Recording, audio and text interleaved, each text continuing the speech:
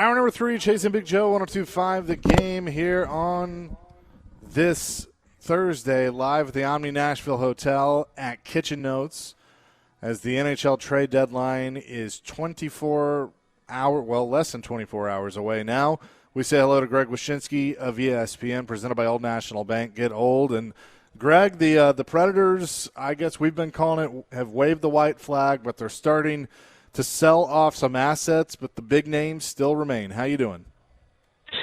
How dare you not call Nick Blankenburg a big name? I mean, that's many people are calling this the Blankenburg deadline, but no, you're right. It's going to start probably picking up business in the next 24 hours as we get closer to the deadline tomorrow. And I get the sense a lot of people believe that Eric Hall is probably going to move. I kind of agree with that sentiment. You look around at the prices being paid for players that are sort of commiserate to his place in the lineup, and it's definitely a seller's market, so there's no reason why you wouldn't. And then, it'll be interesting to see how farther down, how deeper the cut goes. I think of the big three that we always talk about with Riley, Stamkos, and Marchessault is probably the one that people believe is most likely to move, maybe just out of change because of the playoff pedigree. But we'll see what happens with that because that will require maybe for some teams to get a little bit creative financially. So in your mind, when you look at what Barry's done so far, because I was pretty impressed. You get I don't care if it's 2028 or, next year, he got a second-round pick for Mike McCarron. He got a third-round pick for Cole Smith. I know he got a fifth for Blankenburg. I call that currency. So what could the incoming GM have to work with next year, even though fans might look at this, okay, they're going in full rebuild depending on what else they sell. I feel like with all that draft capital, you can turn this around sooner rather than later. Yeah, for sure. I mean, the Cole Smith move I thought was great. I mean, I think getting a third out of that, like you said, even though it might be a little bit down the line, is great. And obviously McCarron getting a second is sort of indicative of what I was saying before, which is supporting cast players really, really bringing back a strong return. I'm still trying to figure out how the Blackhawks pulled a first-round pick out of Edmonton for Jason Dickinson, but I digress. Yeah. It does set up the next guy pretty well. The more draft capital you have, the more creative you can be. Look no further than the Utah Mammoth, where I think, the key to that trade of them getting Mackenzie Weegar was the ability to put together 3 second-round picks and send them to Calgary to complete that trade. So, again, it's all about assets and amassing them as best you can, and then comes the tricky part, which is how you use them. And I hate to kick a team while it's down, but to mention again, spending a first-round pick on Jason Dickinson, if you're the Edmonton Oilers, if you look at what's been put out by Stan Bowman in the last year and what's come in, it's just been pretty bad asset management for a team that needs to maximize their return on everything, considering their franchise player, Connor McDavid, basically gave them a 3 window to win before he leaves. Barry Trotz has been very adamant and saying when it comes to Ryan O'Reilly, even though O'Reilly has no trade protection, he's talking to him every step of the way. O'Reilly wants to stay here. He's going to do right by him, but he has to absolutely get blown away. So in my mind, being blown away would be like multiple firsts, a prospect, and a roster player to fill in until, whoever is ready. Is that on the right track of being blown away? I mean, there's different levels of blown away. There's apparently the blown away that St. Louis is looking for, which I guess is like Buffalo signing over their franchise charter to acquire Robert Thomas. Well, Parayko said, no, I'm good. And Parayko said, no, I'm good. We'll talk about that in a second. Yeah. But yeah, no, I think that's pretty commiserate with what people have expected and what the going rates are. Again, it is a seller's market out there. And transactions like the Quinn Hughes trade sort of, set the market ceiling for elite players. And, you start to hear what the Blues are looking for Thomas and for players like Parayko, and that kind of comes into play too. So these guys all have a real sense of what the marketplace looks like. And everybody I've talked to in the last week continually is telling me how high the prices are and how difficult it is to try to make these moves without having to pay an arm and a leg to do so. But on the Parayko thing quickly, man, what a kick in the teeth for Buffalo. Like, things are going so well. Like, they're going to end their playoff drought. They're feeling good about life. And then they go out and try to acquire a guy, and he's just like, I ain't going to Buffalo. Like, and we're only a few months removed from, Kevin Adams, the former GM, being like, nobody wants to come here because we don't have elm trees. And now there's like a ton of reports about Parayko wanted to go play in California instead. And it's just like, oh, man, Buffalo, things are going good, man. Greg Wyshynski is with us. Greg, I am fascinated by your job these next 24 hours because, as you well know, there's a lot of fake accounts out there. How do you go about, validating what is accurate and what's not? It's a great question. Listen, I'll have our various sources, agents, people in front offices that we can kind of rely on to confirm information or grab information. It's tough. You work really hard to be accurate this time of year because not only are you trying to track down people who are having the busiest time of their year and right. hoping that one of them can text you back or call you back in a short amount of time, but you're also trying to avoid the smoke screens and the things that are put out there, for reasons that maybe us on the outside don't understand, but within the context of a negotiation, it makes more sense. And that leads me to something that's really been interesting to watch at this deadline, which is we've had at least 4 instances in which trades have leaked without the principal of that trade agreeing to be traded. Tyler Myers to Detroit, Mackenzie Weegar to Utah, Jason Dickinson to Edmonton, and then most famously Colton Parayko to the Sabres. And 2 of those trades didn't happen. And I can't for the life of me remember the last deadline where this many trades have leaked where the principal of the trade hadn't actually agreed to be traded. There's something going on, and I'm not quite sure what it is, but it's an intriguing little sidebar to this deadline for sure. So I know for us, like we keep refreshing to do all that. But do you stay awake the next one? Because we're all looking to you, like what's breaking, what's happening. I mean, do you leave the office? Do you have like 4 computers set up? How do you work this? Well, for me, it's easy. I do have a massive cocaine habit, but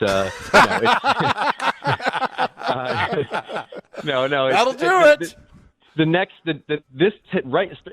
Starting last night into tomorrow at 3 p.m., it is kind of your doctor on call. You're pretty sure that once you get a good half an hour after the West Coast games end, that you might be able to call it, which is where I was last night. I just assumed that we weren't going to get anything really breaking overnight, but this is going to be a real long night tonight, not only in preparing for stuff for tomorrow, but also keeping an eye out and an ear open for things that might happen.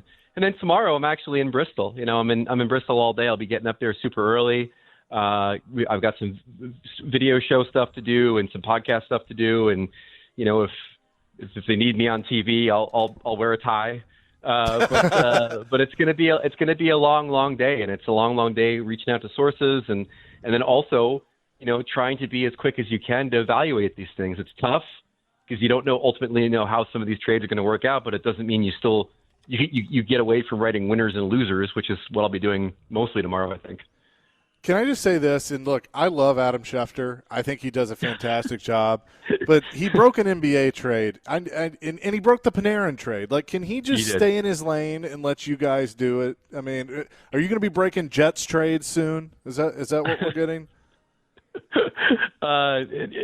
No, Jets trades break me is the way that usually works. But no, listen. I think I got a real kick out of Schefter breaking the Panarin thing. I still haven't gotten a chance to ask him how that came about, but that's really funny. But I think you make a good point, which is that at this time of year, information comes from weird places. I think specifically about this account I've been following on Twitter, where it's just that follows who guys are following or unfollowing on Instagram.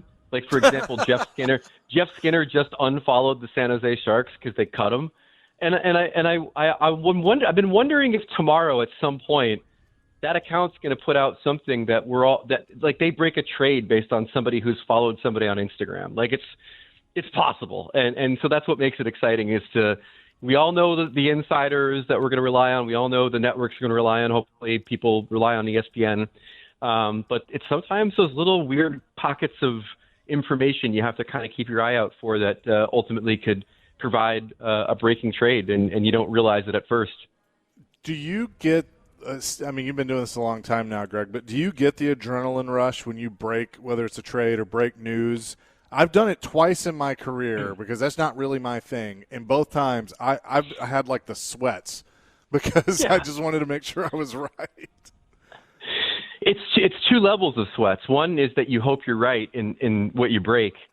I remember being really early on the PK Subban trade to the Devils at the draft that year that it happened, and to the point where like SportsCenter had me on the air before it was announced, and I'm like, I really hope I got this right.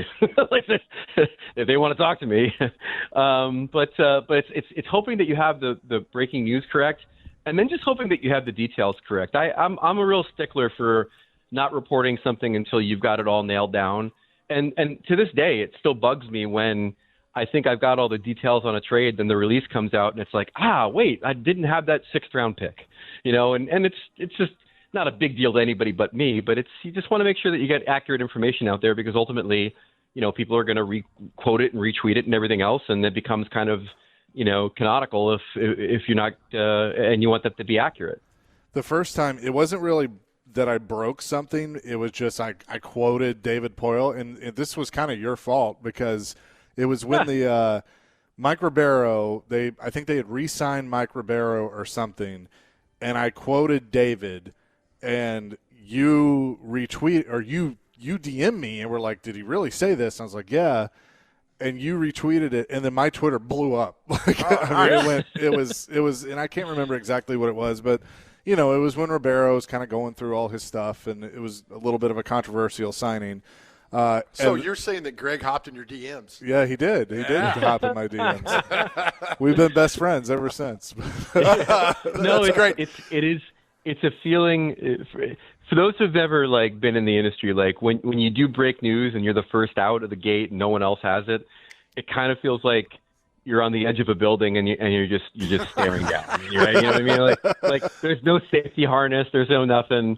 And then eventually you can just kind of climb back through the window when it becomes apparent that you were correct. But I mean, you're we've right. all had those moments. Yeah, I've only broken 2 big stories, and I'm like, oh my gosh, if these are wrong, I'm dead. I'm done. Yeah. I'm done. Right? Yeah, for sure. And then of course it becomes. I mean, ultimately, it's also, part of this is also, none of us are writing fiction here. If we're getting news, we're relying on people telling us the news. And so on top of everything else, if you feel like you've gotten something wrong, then ultimately that means a source burned you. And then are they a bad source? Did they have a reason to? What happened on your end to end up getting something wrong? Luckily, that hasn't happened to me a lot. But it always is in the back of your mind of being like, please tell me the people that I've relied on for information are giving me good information. Let me ask you, this was a question at the time I thought was really dumb, but then it made more sense. Somebody asked one time, they said, do you have a gut feeling something's going to happen? And I'm like, oh man, I don't know. Do you have those tonight? Do you have a gut feeling something big's going to happen? Oh, no, because I have a bad spidey sense for when things are going to happen, but I have a good spidey sense for whether the people I'm talking to are telling me the truth, or whether I think that, the reading between the lines when they're talking to you as to whether or not there might be more to what they're saying. I guess it's more crap detector than spidey sense, if we're being honest. I do have a good sense of that, and that's it's one of the fun things about journalism is that. You talk to a ton of people, and then you kind of have to figure out what they haven't told you or why they're telling you the things they have told you. Yep, right. And that can lead you down a billion different places. It's funny. It'll be June. It'll be 10 years since the PK Subban Shea Weber trade. Wow. That is crazy. Time marches on. I just saw Nick Dowd, who got traded from the Capitals to the Golden Knights, I think has been with the Capitals for 8 years. Wow. Yeah. And I still remember him being one of those guys at the deadline where it's like, this guy makes no money, someone should acquire him. And then, he gets traded for a first, a second and a third today or whatever it was. So Time marches on, but the deadline's always fun. I mean, it's the next 24 hours is a blast. Even if nothing happens, the speculation, the things that get set up for the off season, because sometimes it's these trades that don't happen that all of a sudden lead to the big things that do happen in the summer. Like it's all just a really fun time of year, and then we exhale and wait for the playoffs to start. Greg, Chase and I have this great quality that when we, in our interview with you, something big happens. Every time we go off the air, within 10 minutes, there'll be something big happen. So there's going to be a massive trade in the next 15 minutes after you hang up with us that you'll have that you will not be able to discuss on the Chase and Big Joe show. Well, I appreciate that. I mean, based on the available information at this trade deadline, it's going to take someone having to say yes to a trade, Yep. and that hasn't always happened. But, I listen, Robert Thomas is a good example. Like, I still hold out hope that there is somebody that's going to step up with the deal that the Blues are looking for, and there are a couple teams that have the kind of players they are looking for. Seattle, Utah. There's a few teams that could really step up and take a big swing if they wanted to, and we'll see if it happens in the next 24 hours. Do you think O'Reilly or Stamkos are moved by tomorrow? I am like 105% convinced that Stamkos won't move, just based on everything I understand about that situation. But, O'Reilly's a tricky one. I mean, O'Reilly is in that tier that's a couple up from the guys that are moving, your Nick Waz and your Jason Dickinsons. He's kind of in that group with Nazem Kadri and players like that. And so, if somebody's really in on Kadri, they don't get him, or if they think that they need that kind of player, I mean, do they knock Barry's socks off with an offer? And if it's a team that O'Reilly wants to play for, who knows? Yeah. I tend to think it won't happen, but I'm not discounting that one as much as I'm discounting the Stamkos one. Well, going to be interesting. Thanks as always, Greg. Love the conversation, and get some sleep when you can. Anytime, boys. Talk to you next week. Greg Wyshynski joining us on the program, presented by Old National Bank. Get old. We love having Greg on with us. We'll react to that, and also I've gotten some questions on the text line that about just kind of this whole process that I want to try and put some clarity to. We'll do that coming up next. Chase and Big Joe, 102.5, The Game.